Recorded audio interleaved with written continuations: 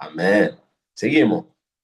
Daniel 8, verso 20, nos va a decir el próximo imperio. 20-21. El carnero de dos cuernos que ha visto simboliza a los dos reyes de Media y de Persia. 21. El macho cabrío es el rey de Grecia, el cuerno grande que tiene entre los ojos el primer rey. Entonces acá ya tenemos una visión de Daniel. No voy a ir tan profundo en ese ahora porque estamos tratando del capítulo 7, pero para que entienda lo que sucede, el imperio que va a suceder, el imperio de Medo-Persia. Entonces, este es el tercer imperio, es el imperio griego. Entonces, aquí Daniel ya nos da la interpretación que ese imperio corresponde al vientre. Y ahí es un aspecto de bronce, que en la historia es uno de los imperios más conocidos. Su primer rey es conocidísimo, es conocido como Alejandro el Grande. ¿Okay? Entonces, una de las características principales de ese imperio es que era un imperio muy rápido en sus conquistas territoriales. Y acá nos parece como justamente un macho cabrío que está volando. ¿Ok? Entonces, el tercer imperio es el imperio griego. Fíjense también en el mapa del imperio griego, cómo se encuadra en el territorio de la profecía original, del territorio de la profecía original de Daniel.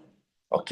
Ahí está el círculo, la capital de Babilonia. Entonces, un resumen. Primer imperio babilónico, segundo imperio medo-persa, tercer imperio, imperio griego. ¿Ok? Entonces ahí ya tenemos los tres imperios. ¿Todo bien hasta acá? Amiga, pasa mostrarnos la figura que están la combinación de los tres imperios juntos, para que entiendan aún más. Ahí está. Para que entendamos aún más el territorio de esos tres imperios, cómo se encuadran. Los tres imperios que conquistan el territorio original, en la capital de Babilonia, desde donde nace esa profecía de Daniel. ¿Ok? Ahora vamos, una vez que encontramos eso, identificamos estos imperios y el territorio, ahora vamos para Daniel 7. ¿Por qué? Porque ahora queremos encontrar el cuarto imperio. Porque una vez que encontramos el cuarto imperio, podemos encontrar el último imperio. ¿Se entiende? Hasta aquí estoy siendo claro. ¿Sí? Ok.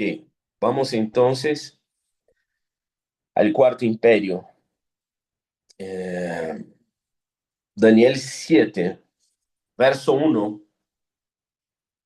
Dice, en el primer año del reinado de Belsasar en Babilonia, Daniel tuvo un sueño y visiones mientras hacía en su lecho. Entonces puso por escrito lo más importante de su sueño. Daniel dijo, durante la noche tuve una visión y en ella parecía el gran mar agitado por los cuatro vientos del cielo. Entonces, bueno, acá está hablando ya del primer año de ese gobernante. O sea, ya no es más Nabucodonosor, ¿ok? Ahora es el gobernante justamente Belsasar que profanó los utensilios del templo del Señor. Y Dios lo mata en medio de su fiesta, ¿ok? Ahora, según los teólogos, en el primer año de Belsasar, había pasado más de 50 años desde la deportación de Daniel para Babilonia. Muy probable que Daniel llegó a Babilonia entre 15 y 17 años. O sea, en esta visión es muy probable que en el capítulo 7 Daniel tendría entre 65 a 67 años, a 69 años aproximadamente. ¿Por qué es importante pensar en eso? Porque necesitamos recordar que Dios no nos revela todo el panorama de una sola vez. Aún con los sabios como Daniel, Dios va revelando a medida que caminamos con Él en un camino de amistad. ¿Cuál es la marca de un mensajero del Señor? La amistad con Él. Mientras más yo crezco en la amistad con Dios, Dios revela su corazón a mí y revela lo que Él va a hacer. Entonces la revelación precede a cualquier movimiento que puedas hacer. Dios no hará nada en la tierra, como dice Amós, sin antes revelar a sus siervos. ¿Ok? Entonces, Dios es un Dios que ama revelarse. Dios es un Dios que ama la comunión. No existió ningún momento de la historia que Dios hizo algo puntual sin antes revelar a sus amigos. La narrativa bíblica tenemos muchos ejemplos de eso. Entonces, Daniel, vemos esa marca de un mensajero profético. ¿Y cuál es el público de Daniel? ¿Tenía una plataforma zarpada? Amigas, Daniel no tuvo, fue uno de los únicos profetas que no tuvo un público. Su lugar de movimentación era justamente en el imperio babilónico. Lo que él vía, registraba. ¿Cuál era su forma de honrar la profecía? De una manera muy práctica, registraba, poniendo toda su atención. Después que murió, es que su ministerio tuvo una relevancia muy grande. Eso nos habla mucho. Eso nos habla demasiado lo que estamos buscando como relevancia. Hay muchos hombres de Dios en la historia, muchas mujeres de Dios en la historia, que su ministerio fue relevante después de su muerte. Pensar en vos ahora. Si Dios te llama para edificar algo, para dar su vida, pero no vas a ver los frutos en los 20, 30 años. ¿Qué te parece? ¿Cuál es el parámetro de frutos que estamos buscando? Pensar que después de tu muerte es que tu ministerio va a producir frutos visibles delante del público. Hay un teólogo que es muy conocido llamado A.W. Tozer. ¿Conoce? Es uno de los mis teólogos más preferidos. Tiene um livro chamado El Conhecimento del Dios Santo, profundo. A.W. Tozer foi conhecido depois que morreu. Solamente um parêntese para que nosso coração esteja alinhado mais que as informações, pero compreender o coração de Daniel, a persona que Deus confiou sua revelação em los últimos tempos, ¿ok? Entonces, bueno, Daniel tuvo esa visión. ¿Y qué Daniel ve ahora? Daniel ve una agitación de ventos. Entonces, Daniel ve como una turbulencia en la tierra, colapsos. Esos vientos hablan de movimientos, de turbulencia, de agitación. Ahí está hablando de vientos escatológicos. ¿Ok? Apocalipsis 7 también habla de los vientos, de 4 ángeles que están reteniendo estos vientos. Es importante que haga el paralelo también. Entonces Daniel ve esa turbulencia sobre un mar. ¿Qué mar es ese? Muy probable que este mar está relacionado al mar Mediterráneo. Exacto. Muy probable. Pero cuando pensamos en la profecía, cuando pensamos en la literatura profética, mar en la literatura profética generalmente tiene una referencia de naciones gentílicas. Isaías 60 dice que el mar va a traer sus riquezas a Israel. Entonces, ¿cómo lo interpreto eso? ¿El mar trayendo oro a Israel? No. El mar ahí son naciones en el milenio que van a traer sus recursos a Israel. Entonces, es muy común en la literatura profética, cuando leas el mar, está apuntando para naciones. ¿Por qué? Porque el mar habla de diversidad, pero también habla de esa inconstancia en las naciones. Momentos estão turbulentas, momentos estão mais agitadas, momentos estão em sus conflitos, momentos estão um pouco mais tranquilos. Então, essa inconstância e essa diversidade, ok? Isaías 17 também ocupa dessa comparação. 17:12 diz: Hay de rugido de muitas nações, braman como brama el mar. Hay del clamor de los pueblos, su estruendo es como el agua, es como de aguas caudalosas. Apocalipsis 17 también ocupa el mar como las naciones. La gran ramera está sentada sobre aguas. Y nos va a decir que las aguas son las naciones. ¿Okay? La bestia, capítulo 13, surge del mar. Entonces, ¿qué podemos entender? El anticristo surge justamente, emerge justamente en ese contexto de naciones gentílicas buscando un salvador. ¿Ok? Y ahí entra algo muy interesante, porque a veces cuando vemos, por ejemplo, Apocalipsis 22, dice, ¿se acuerdan que dice que el mar ya no va a existir? La gente piensa, no, no va a existir el mar, ¿qué onda? ¿Qué pasa con el mar? Bueno, tenemos que leer como una perspectiva de literatura profética. Lo que entendemos es que no va a existir el mar, está diciendo que en un determinado ya no va a habrá más naciones separadas que van a estar buscando levantar su Salvador.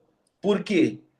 Porque cuando la nueva Jerusalén baja a la tierra, la humanidad será un solo pueblo. Ya no habrá más naciones. En el milenio sí. En el milenio todavía va a existir naciones, pueblos que van a ser discipulados. Pero cuando hablamos del estado eterno, todos serán un mismo pueblo. ¿Ok? Bueno, versículo 3 dice que del mar salían ¿qué? Justamente del mar agitado, salían 4 bestias enormes, cada una diferente de la otra. 4. La primera de ellas parecía un león. Ahora empezamos a ver la perspectiva espiritual de cómo Daniel ve, cómo Dios revela. Antes parecía como una estatua, viste, como imponente de oro. Ahora, estas bestias son vistas de una perspectiva ahora como son espiritual. ¿Okay? La primera de ellas se parecía a un león, pero sus alas eran arrancadas, pero sus alas eran de un águila. Mientras yo la observaba, le arrancaron las alas, perdón. Le levantaron del suelo y la obligaron a pararse sobre sus patas traseras, así como si fuera un hombre, y se le dio un corazón humano. 5. La segunda bestia que vi se parecía a un oso, se levantaba sobre uno de sus costados y entre sus fauces tenía 3 costillas. A esta bestia se le dijo, levántate y come carne hasta que te hartes. 6. Ante mis propios ojos vi, pareció otra bestia, la cual se parecía a un leopardo, a un aunque en el lomo tenía 4 alas como las de un ave. Esta bestia tenía 4 cabezas y recibió autoridad para gobernar. 7. Después de eso, en mis visiones nocturnas, mira, nocturnas, habla de un aspecto de noche. Eso es muy importante que tengas en cuenta. La noche, el momento más oscuro de la humanidad. Vi ante mí una cuarta bestia, la cual era extremadamente horrible y poseía una fuerza descomunal. Perdón, chica, por más que ahora por temprano, pero solamente para que entienda un poco más de lo que Daniel podía ver. Ni se compara eso. Con sus grandes comicios de hierro aplastaba. Mira, con sus grandes colmillos de hierro. ¿Se acuerdan qué aspecto corresponde a hierro en la estatua de capítulo 2? ¿Cuál era el imperio? Eso es importante que hagas esa comparación. Con sus grandes colmillos de hierro aplastaba y devoraba a sus víctimas para luego pisotear los restos. Tenía 10 cuernos y no se parecía en nada a las otras bestias. Ahora presta bien la atención en el verso 8. Mientras me fijaba en los cuernos, acá está, vi surgir entre ellos otro cuerno más. O sea, surge dentro del cuarto imperio de la bestia un pequeño cuerno. Por causa de este fueron arrancados 3 de los primeros. El cuerno pequeño parecía tener ojos humanos, mira en esa definición, y una boca que hablaba insolencias. 9. Mientras yo observaba esto, se colocaron unos tronos y tomó asiento un anciano de días. ¿Viste cómo cambia ahora el zoom de esta visión? Su ropa era blanca como la nieve y su cabello blanco como la lana. Su trono con sus ruedas centelleaban como el fuego. De su presencia brotaba un torrente de fuego. Miles y millares le servían. Centenas de miles estaban delante de él. Al iniciarse el juicio, los libros fueron abiertos. 11. Yo me quedé mirando por causa de las grandes insolencias que profería el cuerno. Seguí mirando hasta que a esta bestia la mataron, destrozaron y echaron el fuego ardiente. Mira cómo termina ese imperio. 12. A las otras bestias les quitaron el poder, aunque las dejaron vivir por algún tiempo. 13. En esta visión nocturna, de nuevo, noche, vi a alguien con aspecto de un hijo de hombre. Venía entre las nubes del cielo.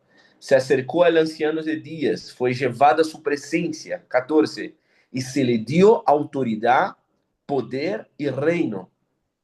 Todos los pueblos, naciones y lenguas lo adoraron. Su dominio es eterno y no pasará. Su reino jamás será destruido. Entonces, en medio de todo eso, Daniel tiene una visión de el Hijo del Hombre, Baranash.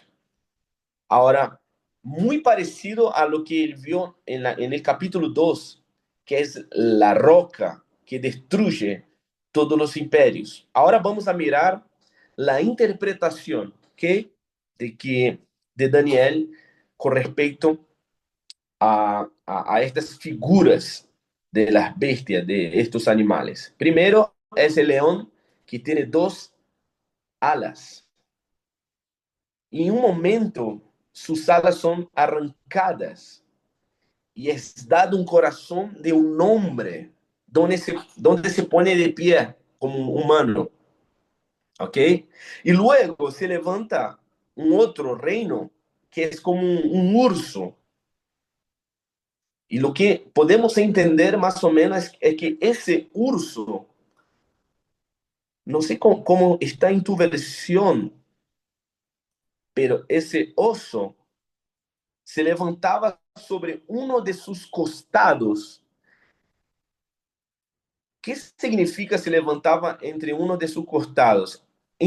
Hay otra versión ahí que habla con respecto a esta expresión, se levantaba de entre uno de sus costados. ¿Qué versión más hay?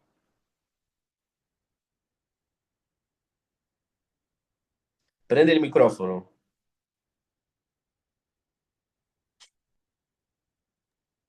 La NBI, la NTV.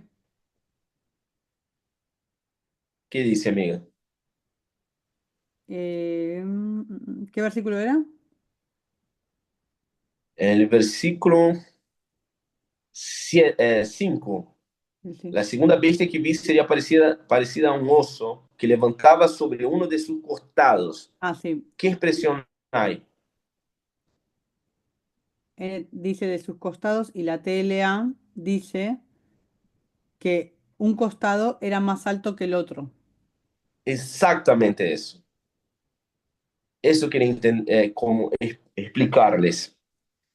Muy probable que ahí está hablando que en ese animal, el oso, ese imperio de Medio Persia, tenía un lado más fuerte que el otro.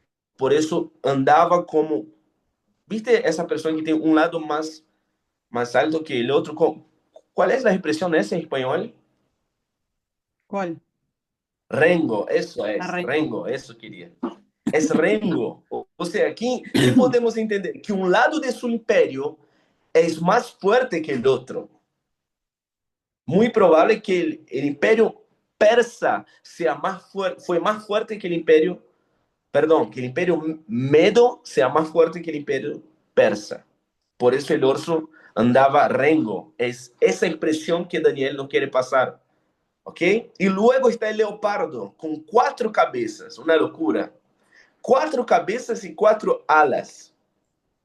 Y después de eso, él ve ese animal aterrorizante que tiene 10 cuernos, que es lo que llamamos el cuarto imperio de la bestia. ¿Ok?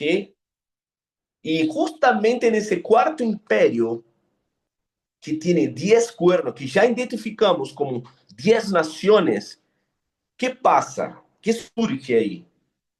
Un pequeño cuerno. Guarden esa expresión, pequeño cuerno. Cuando pensás en el inicio del anticristo, pensalo como un pequeño cuerno. Con eso ya sacas un montón de ideas sobre el anticristo. Porque a veces pensamos que el anticristo ya es un superpoderoso. Hey, su comienzo, amigas, no todas las personas le van a dar crédito. Es un pequeño cuerno. Yo voy a profundizar un poco más adelante con eso.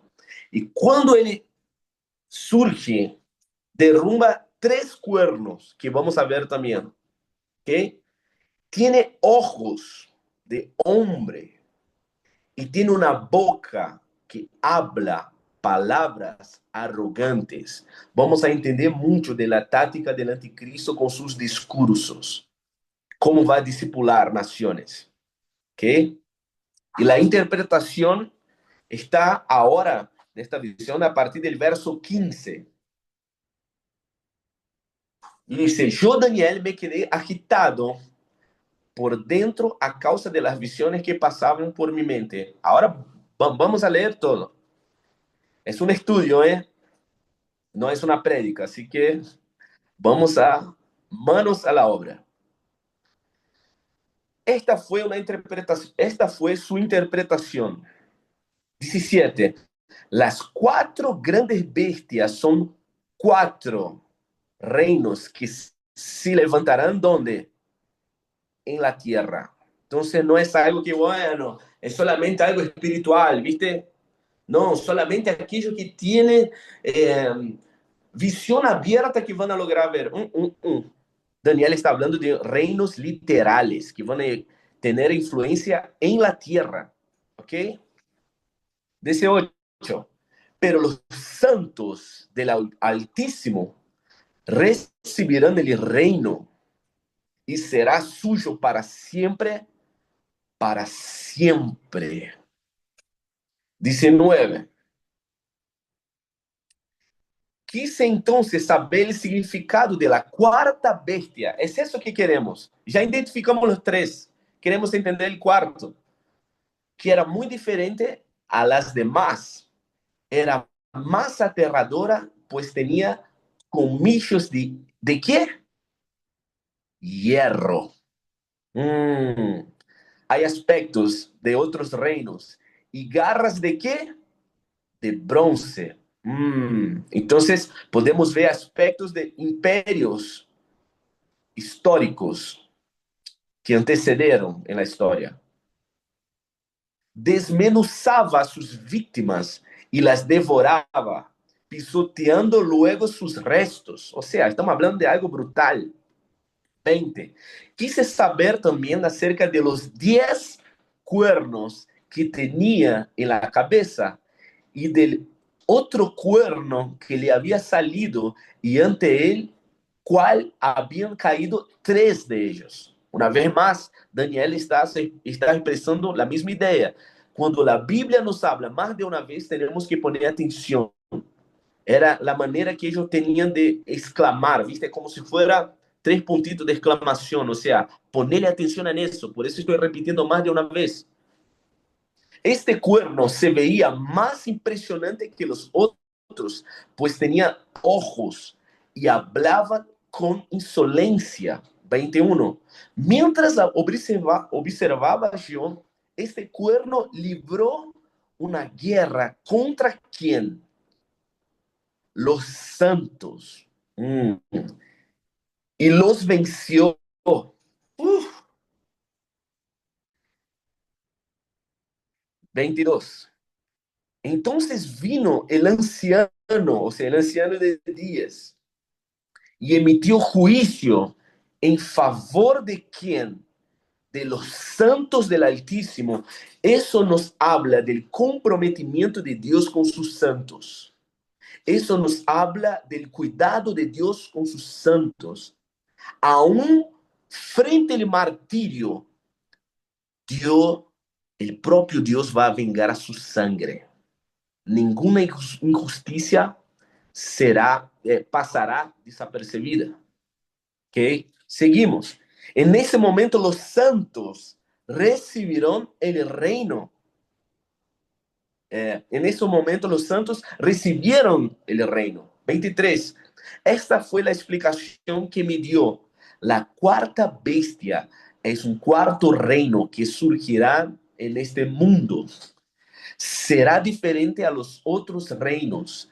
Devorará toda la tierra, la aplastará y la pisoteará. 24. Los 10 cuernos son ¿qué?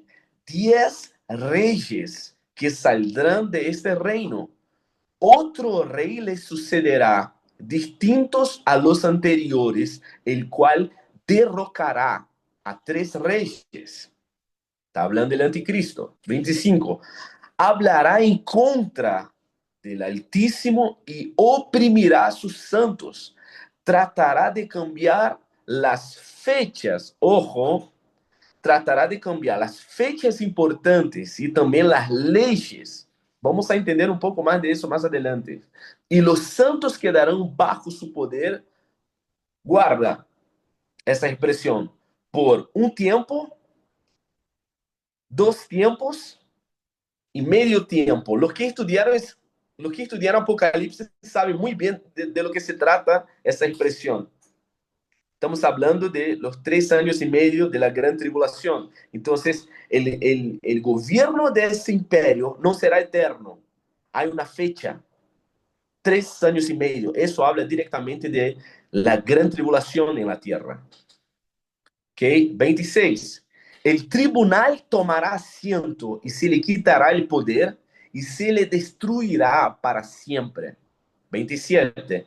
Entonces se dará a los santos que son el pueblo del Altísimo la majestad y el poder y la grandeza de los reinos.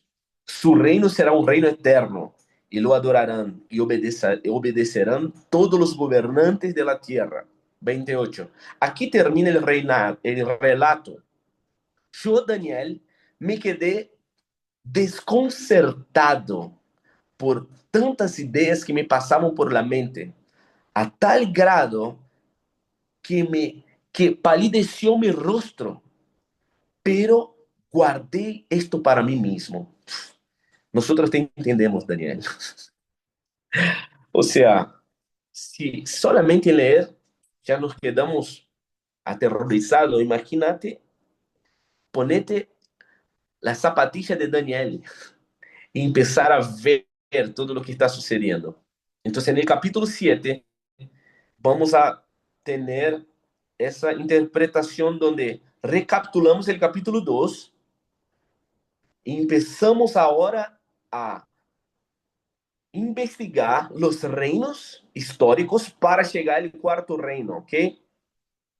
En ese capítulo nos llama la atención una vez más cómo se repite el contexto de la noche. Eso habla de un momento oscuro. Ese es el escenario del fin de los tiempos.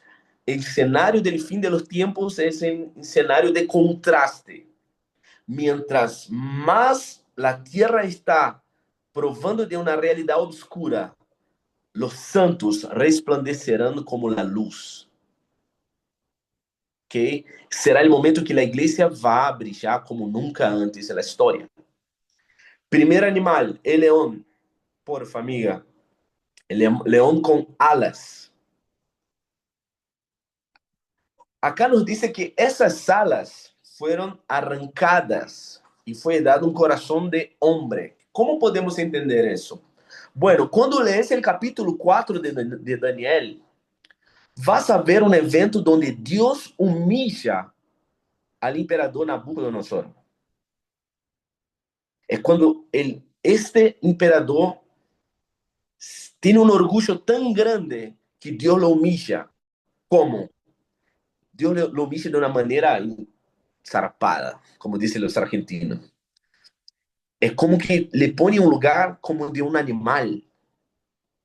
Un tipo que era un imperador, ahora se comporta como un animal, vive desnudo, comiendo plantas y está loco de sus ideas. ¿Ok? Entonces, ese hecho de quitarles alas, de quitar su habilidad, puede estar relacionada a esa humillación.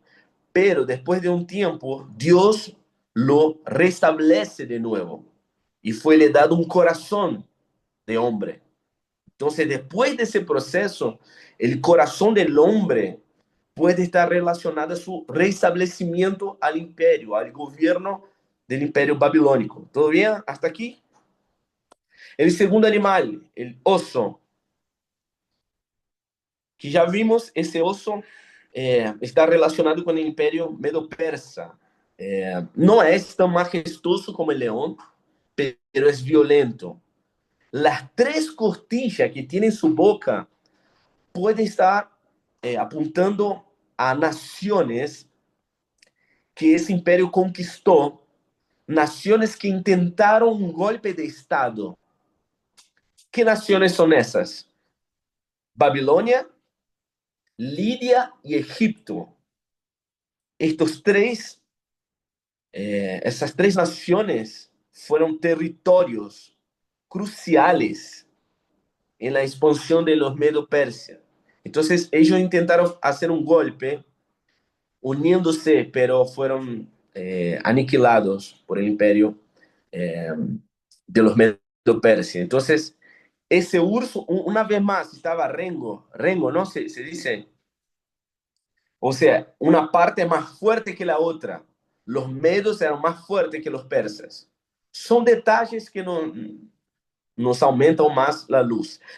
Bueno, el leopardo, cuatro cabezas. Qué locura. Es muy interesante ver esta imagen, porque el leopardo representa el imperio griego y pasa algo con el imperio griego.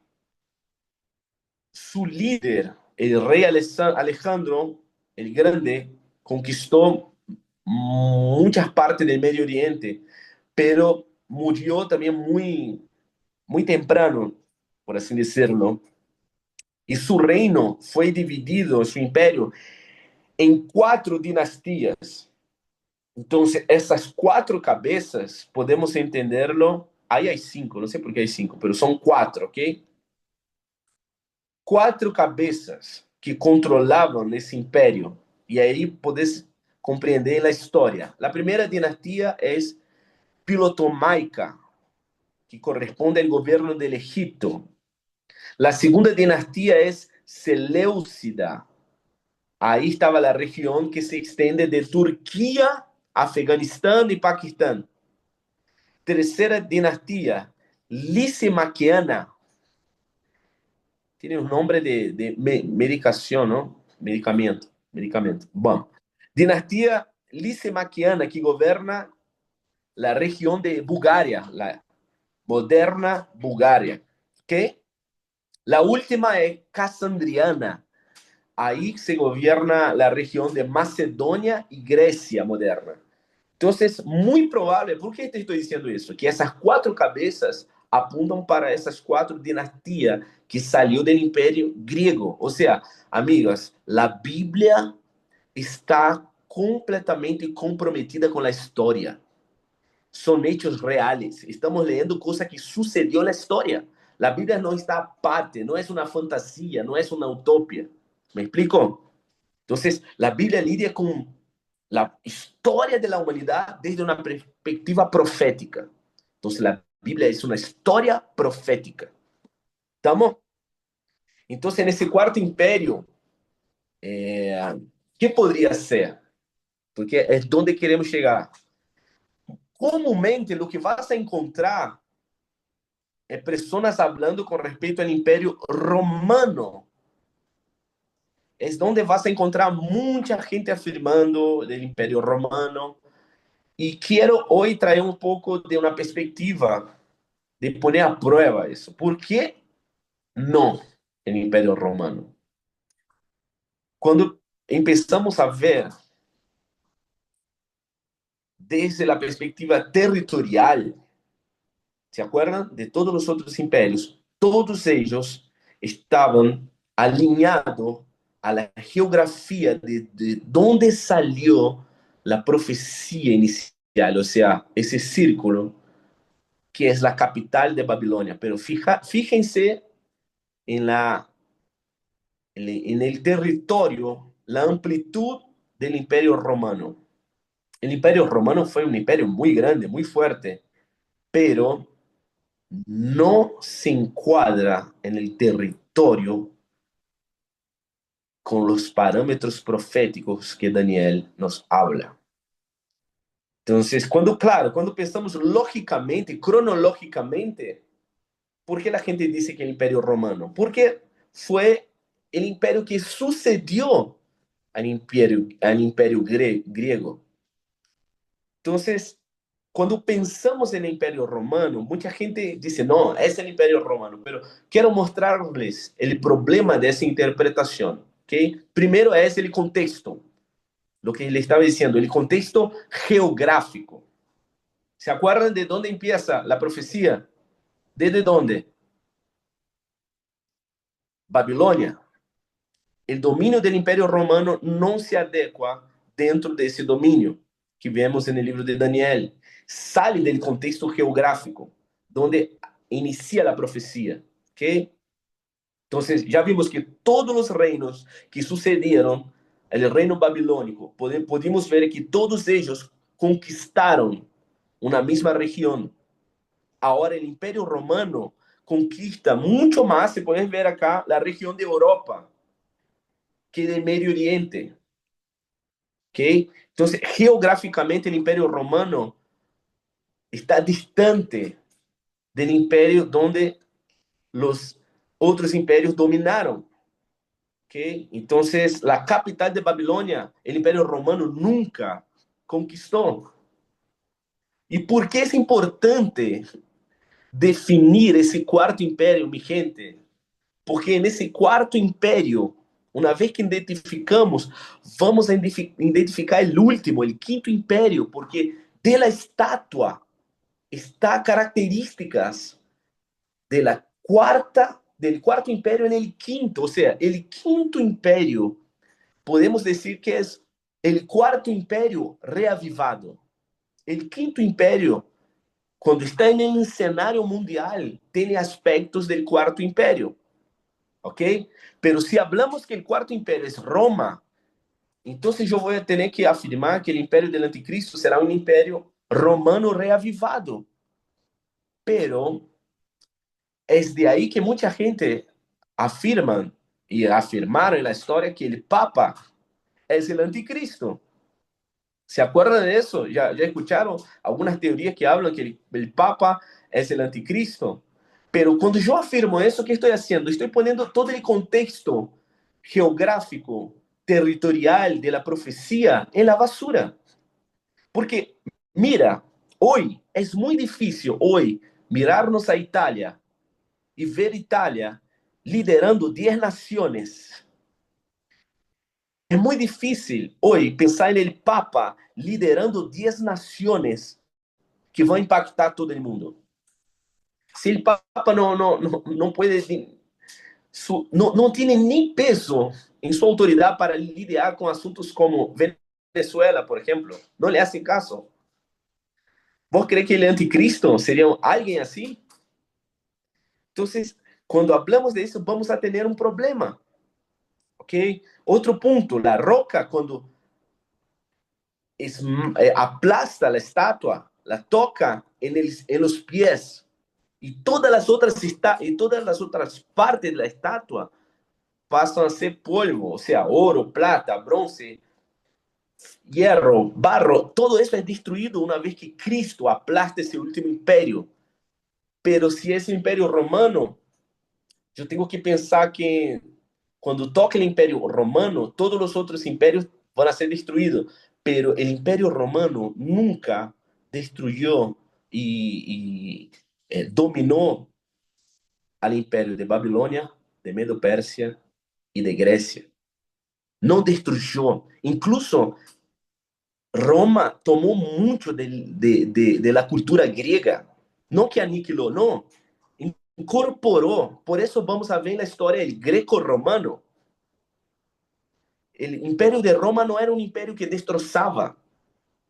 El imperio romano era un imperio que mezclaba con las culturas territoriales de su tiempo. Pero acá dice que cada imperio aplasta el otro imperio. Entonces, no se encaja en ese criterio de la profecía. ¿Ok? ¿Estamos juntos acá? Entonces, es un problema muy grande cuando hablamos que el imperio romano es el cuarto imperio, porque no se encaja geográficamente, nunca conquistó estos territorios, estos imperios. Y la pregunta es, entonces, ¿cuál es ese cuarto imperio? ¿Qué imperio se encuadra en estos aspectos geográficos desde la profecía inicial de Daniel? Vamos a seguir en nuestras características. El cuarto imperio tiene, ahí va, el cuarto imperio tiene piernas de hierro. Entonces, eso representa una fase de ese imperio, de ese gobierno. Pero habla que los pies son de hierro y barro. ¿Ok? Representa una otra fase. O sea, el quinto imperio es el cuarto imperio reavivado en el escenario mundial. Los dedos son las naciones, pero habla también de el tiempo de duración de ese imperio. Los pies son las partes más cortas del cuerpo, más corta de la estatua. Eso habla de la brevedad, de la duración final. Será un imperio que va a reinar por poco tiempo. La Biblia dice 3 años y medio. Tiempo, tiempos y mitad de tiempo. ¿Ok? Bueno, entonces, ¿qué podríamos pensar? Ese reino será un reino dividido. Te estoy tirando característica, ¿ok? De ese último imperio. Será un reino dividido, será un reino que es mezclado hierro con barro. No existe unidad completa en ese imperio. Entonces acá necesitamos pensar en algunos aspectos. No existe unidad en el imperio del anticristo. Será parcialmente fuerte y parcialmente débil. Acuérdense siempre, la unidad habla de la característica del reino de Yeshua. El reino de Yeshua es un reino fuerte. Ahora, por que é importante identificar esse quarto império? Porque quando identificamos esse quarto império, vamos a ter luz com respeito ao império que vai estar exercendo influência na terra antes que Cristo regrese. ¿Ok? Eu quero apresentar-lhes o mapa do império, do califado islâmico, conhecido também como o Império Turco-Otomano. Fíjense, oh, miren, como la influencia que tiene sobre el Medio Oriente y fíjate en ese círculo. Mire el contraste del Imperio Romano. El califato islámico, desde su inicio, amigas, fue una fuerza árabe, islámica, que aplastó y apagó las culturas que vinieron antes. Religiones de otros pueblos fueron aplastadas. ¿Por qué? Porque el Islam es eso, es sumisión. Islam tiene reglas, tiene mandamientos, tiene una sola visión, no negocia, ¿viste? Ellos determinan las leyes, ellos determinan qué tipo de gobierno, ellos van a determinar qué tipo de idioma incluso. Ellos tienen una fuerza militar muy grande. Ellos influencian todo, incluso en las prácticas sexuales. La higiene, o sea, es un, es, es un gobierno, es un tipo de gobierno que no solamente van a lidiar con la parte política, no, es la parte política, económica, militar y religiosa. El Islam significa justamente la palabra sumisión. ¿Sumisión a qué? A las leyes de Alá. ¿Ok? Entonces, ahí está el mapa de ese califato islámico y podemos ver los territorios que ese imperio conquistó y se encajan perfectamente en los parámetros territoriales de la profecía de Daniel. Ahora, cuando miramos el contexto geopolítico actual, vamos a ver algo, que eso nos ayuda a entender el escenario de las profecías. Israel está rodeado de países donde predomina una religión específica, ¿ok? Dentro de esa religión específica hay una fe, hay una esperanza que ellos hablan abiertamente. Ellos desean nuevamente el califato islámico. Abiertamente, Irán, Turquía, todos ellos, todos sus gobernantes, si hay algo que los une, que es otro tema que necesitamos mirar. Los islámicos se odian a muerte. Cuando ve los sunitas y los chiitas, es como, a veces pensamos que no, se requieren, no, amigos, se odian. Es un reino dividido. Entonces, cuando pensamos en eso, lo que los une son dos cosas, el califato islámico y se unen cuando se habla de la destrucción de la nación de Israel. Ese es el punto que ahora sí estamos unidos. Te odio, pero si es para eso, nos juntamos, estamos unidos. Entonces, cuando pensamos en esa posibilidad, tiene más sentido. el reavivar de un imperio turco otomano que es gobernado por estos califas, ¿no? Por estos líderes políticos, religiosos del Islam. Y ellos hablan abiertamente.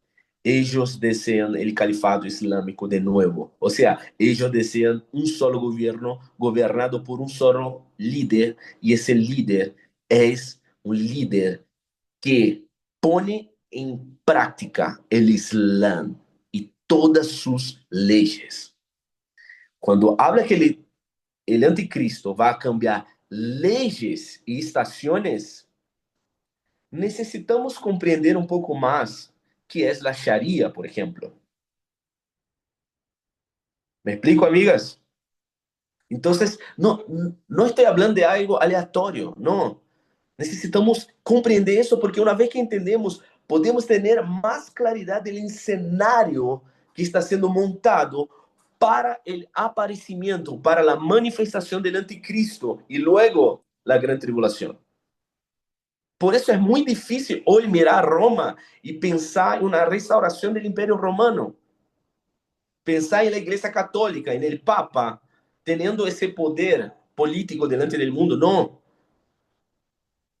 No, no tiene tanto, no tiene sentido hoy.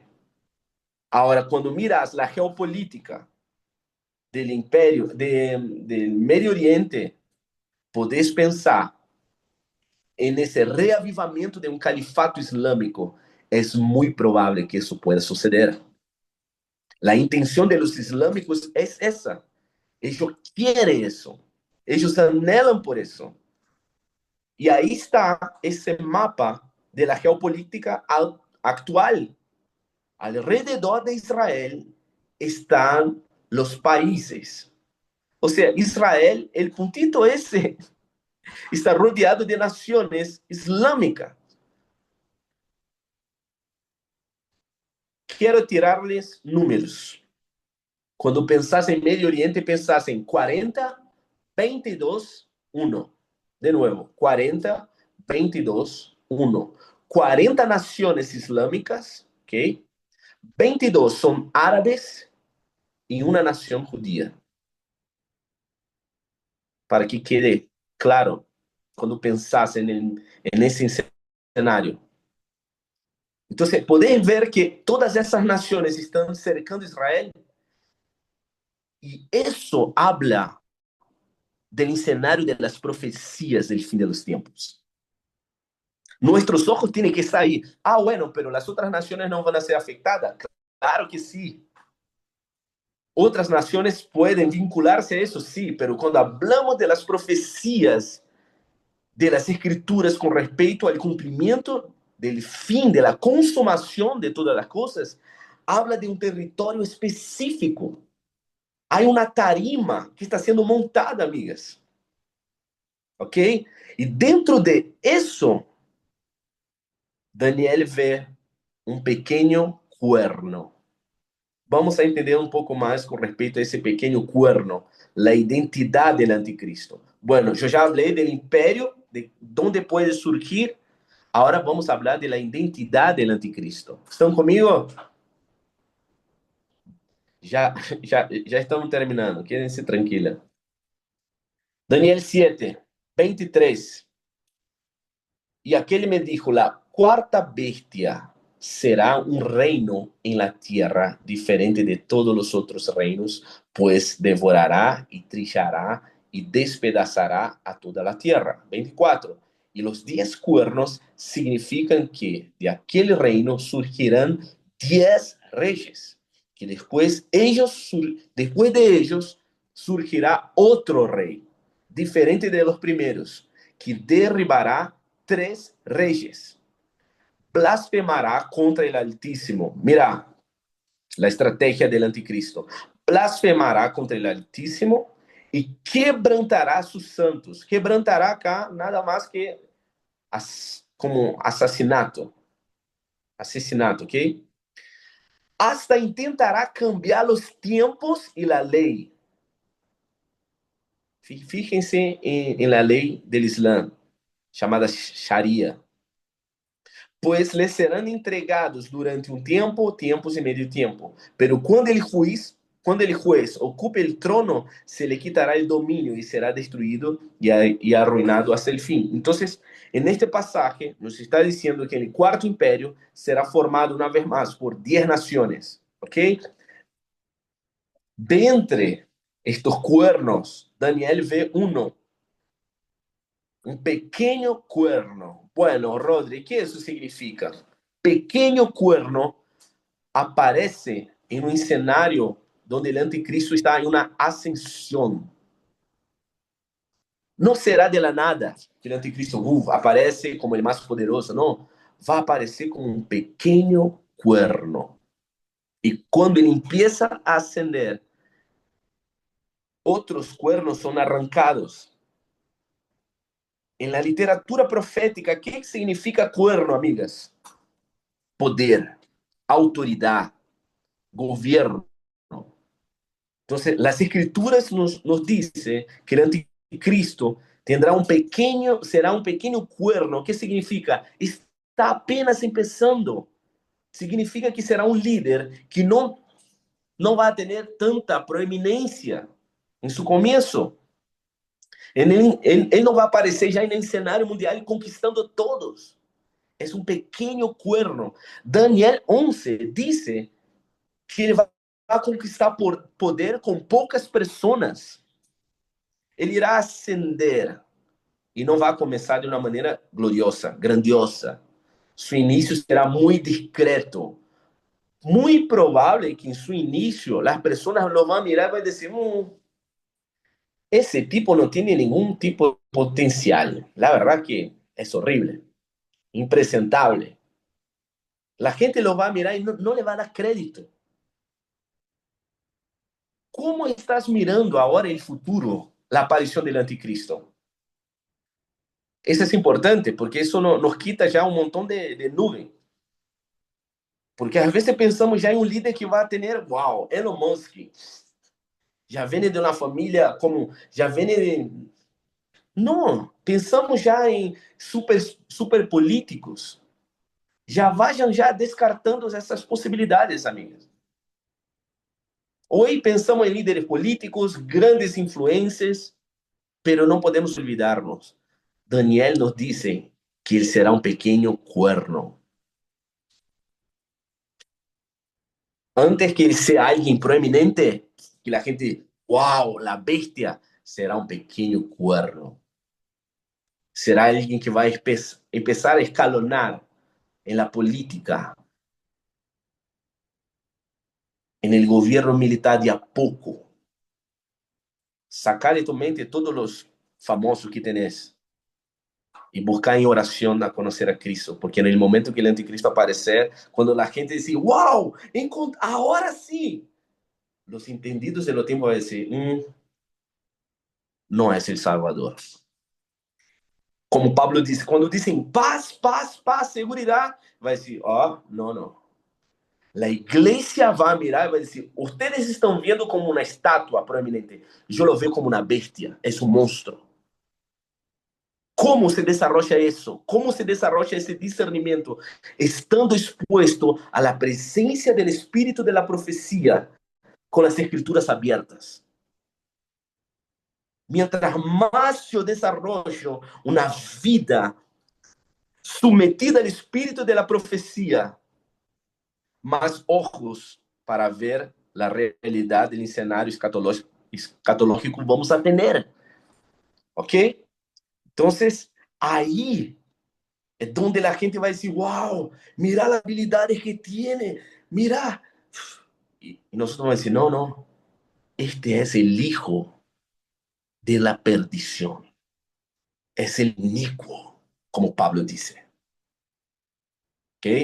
Entonces, aquí Daniel ve como un cuerno que tiene ojos. ¿Qué podemos comprender? Habla de un tipo de percepción. Ese líder va a tener un tipo de percepción aguçadísima. Va a tener habilidades, va a tener inteligencia. Quizá va a ofrecer las mejores estratégicas para lidiar con la miseria. con las diferencias étnicas, con las diferencias de géneros. Quizá ele vai poner na mesma mesa a gente de la derecha e a gente de la izquierda para charlar. Que tiene una boca que habla palabras arrogantes. ¿Cómo podemos entender? El anticristo tendrá una autoridad en sus discursos muy grande. Cuando él empieza a hablar, será a través de influencias demoníacas. Cuando él empieza a proferir palabras, la gente lo va a recibir esa influencia y va a ser tomada de convicción. Mientras el anticristo está exponiendo su ideología, su agenda, la gente va a ser tomada por una convicción y van a hacer un pacto con él. Abrí tu Bíblia em Apocalipse 13. Vamos a ver el paralelo. Apocalipse 13. 13:1 dice, entonces vi de dónde? Del mar. Guarda con essas figuras, porque já vimos isso em Daniel. Isso é hermoso, porque a Bíblia se interpreta, se autointerpreta. Isso é incrível, isso me encanta nas Escrituras. Então, se vê no mar, subiu uma bestia que tinha 7 cabeças e 10 cuernos. Aí está. ¿Qué te acuerdas esa interpretación? 10 cuernos, 10 naciones, 10 reyes, 7 cabezas. Acá Juan ahora está expandiendo un poco más. 7 imperios históricos que actuaron bajo el espíritu del anticristo. Cada uno llevaba un diadema. Eso habla, un diadema no, ¿cómo está ahí? Diadema. Ah, es la misma palabra. Cada cuerno llevaba un diadema, o sea, autoridad. Y en cada cabeza tenía un nombre blasfemo. La bestia que vi parecía ¿o qué? Leopardo. ¿Ya vimos eso en algún otro pasaje? ¿En alguna otra visión? Bueno, sus patas parecían ¿qué? Las de un oso. Ojo. Y sus fauces eran como de león. Amigas, pueden perceber que Juan, acá en Apocalipse, está viendo una suma de otras bestias, de otros imperios que Daniel vio en el capítulo 7. Juan está viendo la suma del imperio de la bestia, del anticristo, como todos los aspectos que vimos en Daniel 7, acá está la suma, acá está el compilado. Entonces, el imperio del anticristo será un imperio que será como un compilado, como un clímax de todos los otros imperios brutales de la historia que tuvieron influencia e intentaron destruir el pueblo de Dios. Aquí ellos están como encapsulados en el imperio del anticristo. ¿Pudiste entender eso? El dragón cedió a la bestia, o sea, el diablo, el dragón cedió, dio su poder y su trono y gran autoridad. ¿Quién es el dragón?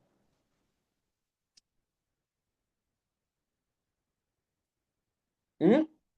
El anticristo, El dragón. Satanás. El dragón se dio a la bestia. Capítulo 12 nos dice quién es el dragón. La serpiente antigua. El diablo, exacto. El dragón, la serpiente antigua que acusa a los santos delante del trono del Señor, el Satanás, el diablo, el enemigo. El dragón cedió a la bestia es el anticristo, ¿ok? Entonces, el dragón está dando su poder, ¿y qué más? Su trono. ¿Se acuerdan? En alguna iglesia, en alguna carta que dice, yo sé dónde están, y ahí está el trono de Satanás. ¿Cuál es la iglesia? ¿Se acuerdan de eso? Una carta a una iglesia que Jesús dice, yo sé dónde ustedes viven. Y ahí donde viven está el trono de Satanás. ¿Qué iglesia? ¿Qué carta que es? Pérgamo. La iglesia en Pérgamo. Está el trono de Satanás. Y justamente el dragón da su poder y su trono a la bestia.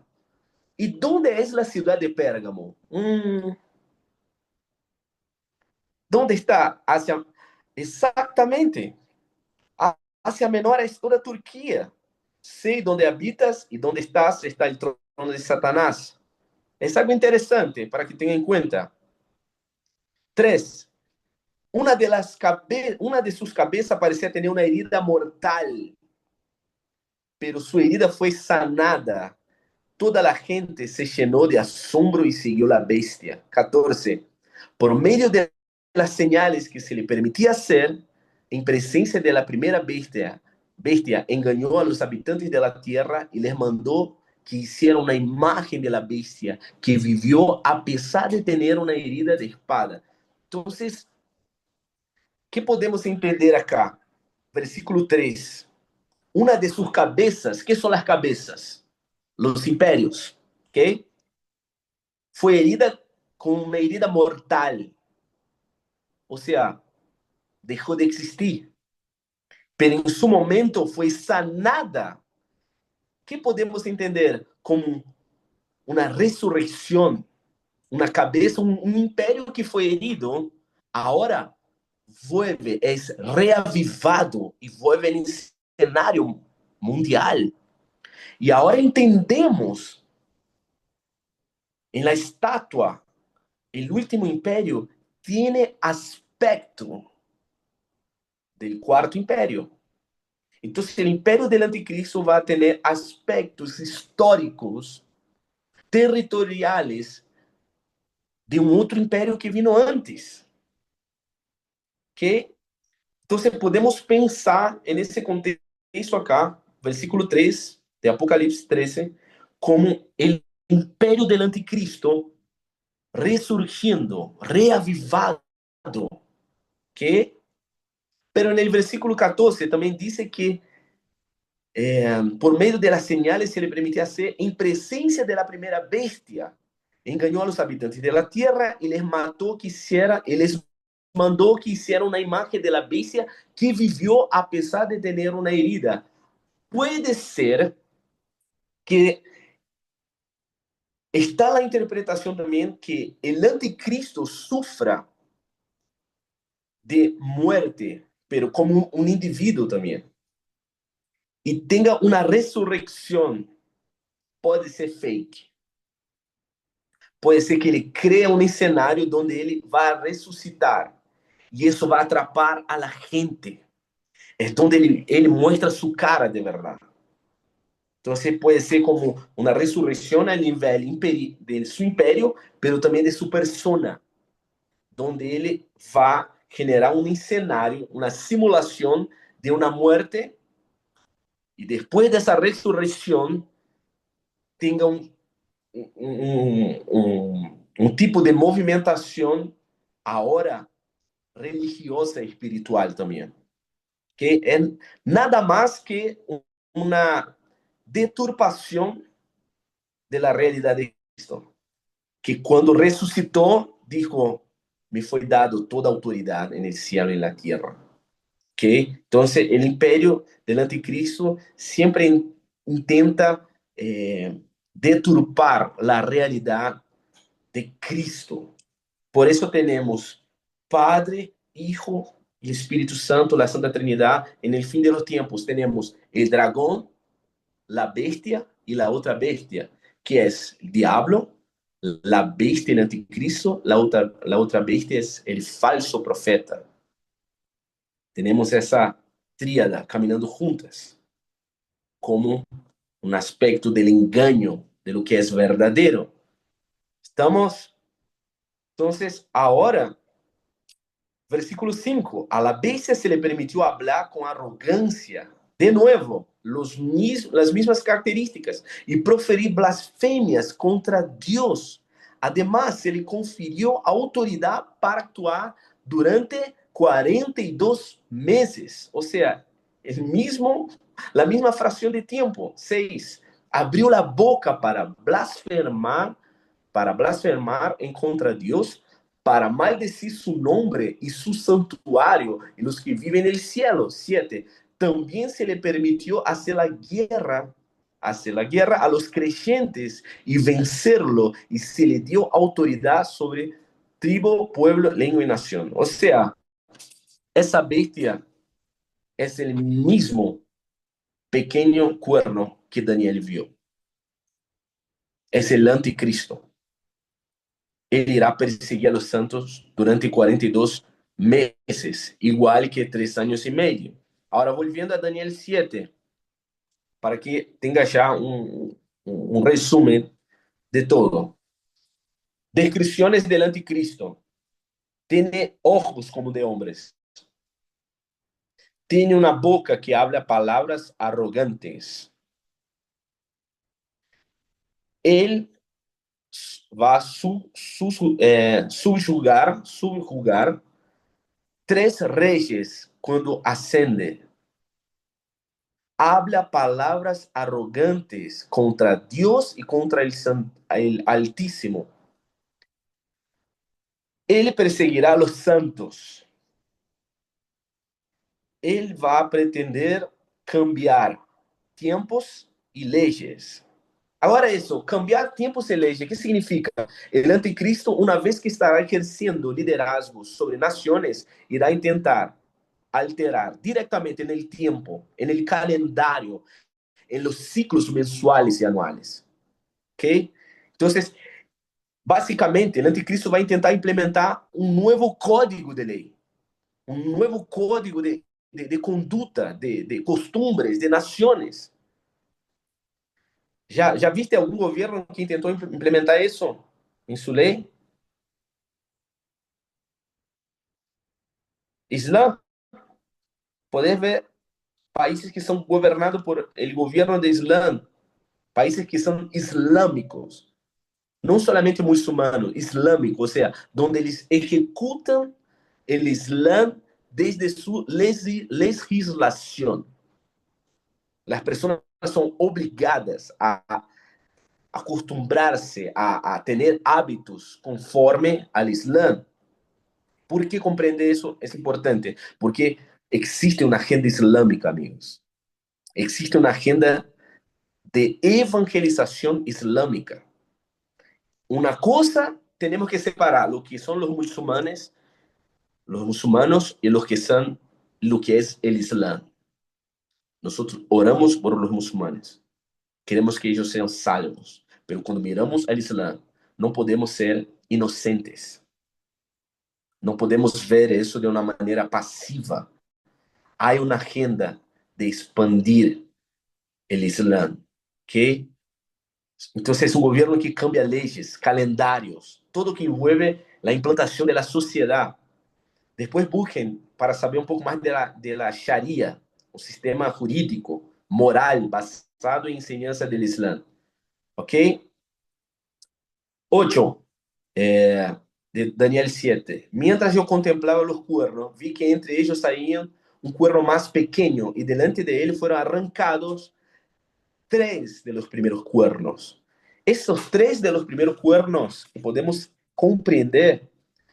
Miren Daniel 11:41. En realidad 43. Se apoderará de los tesoros de oro y plata de Egipto, guarda, Egipto, todos sus objetos preciosos, y luego se apoderará de las riquezas de Libia y de Etiopía.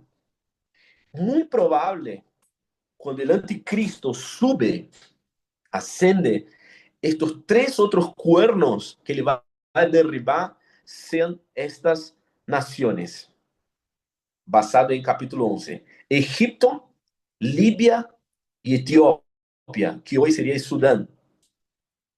Entonces es muy probable que ellos van a ser arrancados cuando el anticristo aparecer. ¿Ok? Entonces, ahora vemos que el reinado, el imperio del anticristo, como un califado islámico, es una religión dividida. Cuando miramos al mundo islámico, existe una gran división entre las comunidades islámicas. Y ahí vas a ver 86% de la población de los musulmanes están lo que es conocido como los sunitas, ¿ok? 14% están los chiitas y ellos se matan, ellos se odian.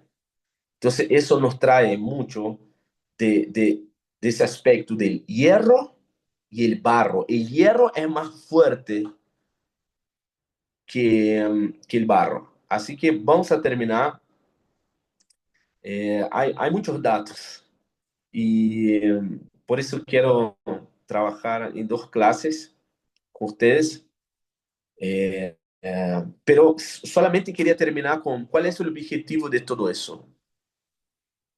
No es solamente sacar dudas, no es solamente para aclarar algunas curiosidades, no es solamente que sea un disco duro, ambulante, con muchas informaciones. Eso tiene que traer a nosotros una postura de urgencia.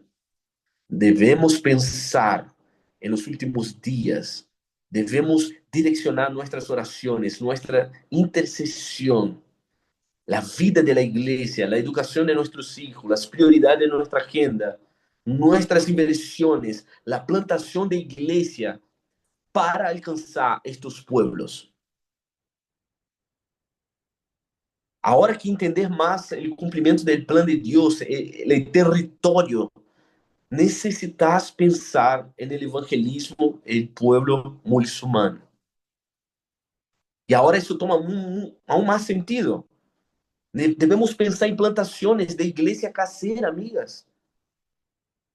Porque eso es algo que necesitamos poner atención como un propósito escatológico. No estamos acá solamente para ver cosas, no. Dios nos está dando una oportunidad de participar con lo que Él está haciendo en los últimos días. Necesitamos mirar el Medio Oriente, necesitamos mirar a Israel. Entonces, no está aquí en ese grupo solamente porque existe una curiosidad en tu corazón. No, Dios te trajo acá para prepararte un estudio serio de las profecías. Y eso involucra en ser alguien enseñable, alguien que tiene un corazón humilde, alguien que permite que otras personas toquen tu corazón. La pregunta es, ¿quién pastorea a ti? ¿Quién pastorea tu casa? ¿A quién confesa tus pecados? ¿Quién te puede frenar? Porque eso habla de un corazón que está opuesto al espíritu del anticristo. El espíritu del anticristo es alguien que habla con arrogancia. El contraste es una iglesia humilde. El contraste es una vida que no es solamente posteada en Instagram, es una vida vivida. Eso es algo que necesitamos entender.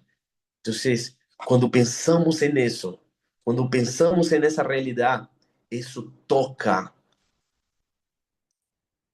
nuestra misión con respecto a la gran comisión. Vamos a ver un gran aumento de salvación en medio de los árabes. ¿Y quién podría generar más celo en los judíos que un pueblo árabe, que un musulmán?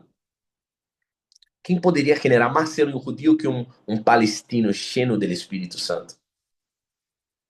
Entonces, de eso se trata. Así que terminamos con nuestro estudio. Muchas datas. Es una clase, una vez más, no es una prédica, pero quiero que tomen notas, vean de nuevo y ahí vamos a la próxima clase tener un poco más de luz. Gracias, Rodri.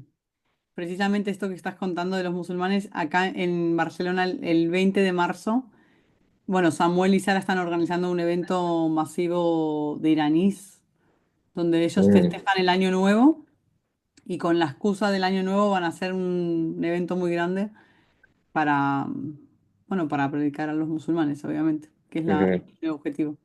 Así que todo lo que dijiste, la verdad, acá en España, por ejemplo, estamos muy llenos de musulmanes y necesitamos que se conviertan. Amén. Es una óptima oportunidad para ellos estarem expuestos al Evangelio. Acá, en el mundo occidental, ellos pueden escuchar. Sí, Es un desafío porque ellos están alastrándose, pero a la vez es una ventana de oportunidad que Dios nos está dando para que ellos escuchen, prueben de la presencia. sí, sí, totalmente. Bueno, chicas, terminamos acá. Nos vemos el próximo jueves. Vamos a intentar, no sé si te va bien, Rodri, pero empezar media hora antes, porque a nosotros Dale, en España nos agarra justo en el mediodía. Y dale. así ya, bueno, me acomodo más o menos, pero vamos a terminar con Daniel, con Rodri, así que gracias a todas las que se conectaron y nos vemos. Nos vemos. Cualquier pregunta, pasen en el grupo y mandamos a Rodri. Yes. Chao, chao. ¿Gustó? Nos Gracias, vemos. Rodri. Chao. Debo. ¿Qué? Espera, espera. Espera, espera, espera. Espera un segundo.